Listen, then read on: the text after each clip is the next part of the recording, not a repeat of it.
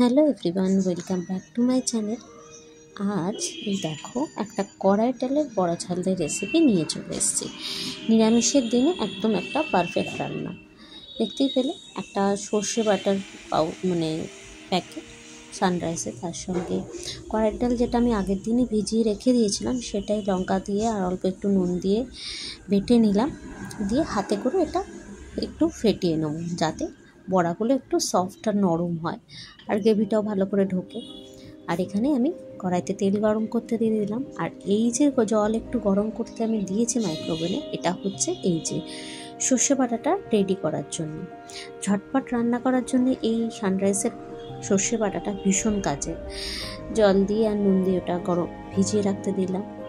তার সঙ্গে তেল গরম হয়ে যাওয়ার সঙ্গে সঙ্গে আমি শুরু করে দিলাম বড়াটা ভাজা।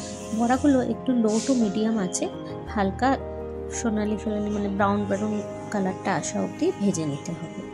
খুব বেশি আঁচে আর কি, হাই ফ্লেমে বড়াটা না ভাজাই ভালো, তাহলে ভেতরটা কাঁচা কাঁচা থেকে যায়। তেল গরম অবস্থা ছিলই, তার মধ্যে একটা মাঝারি সাইজের টমেটো একটু নুন দিয়ে হালকা নাড়িয়ে চাড়িয়ে নেওয়ার পরে ওই যে আমি সর্ষে বাটাটা ভিজিয়ে রেখেছিলাম সেটা দিয়ে দিলাম। আর তার সঙ্গে দিয়ে দিলাম অল্প একটু হলুদ আর নুন তো আগে দিয়েছিলাম, তাই জন্য পরিমাণটা খুবই কম। আর তার সঙ্গে বড়াগুলো ঢেলে একটু ফুটে গেলে অল্প ওপর থেকে কাঁচা লঙ্কা আর ধনেপাতা ছড়িয়ে দিলেই ব্যাস, গরম ভাতে খাওয়ার জন্যে এরকম শীতের দুপুরে বড়া ঝাল ভীষণ ভালো লাগে। একদম রেডি আমার রান্না। এই রান্নাটা তোমাদের কার কার ভালো লাগলো অবশ্যই কমেন্ট বক্সে জানিও। আর ভালো লাগলে লাইক, শেয়ার, সাবস্ক্রাইব করে আমার পাশে থেকো।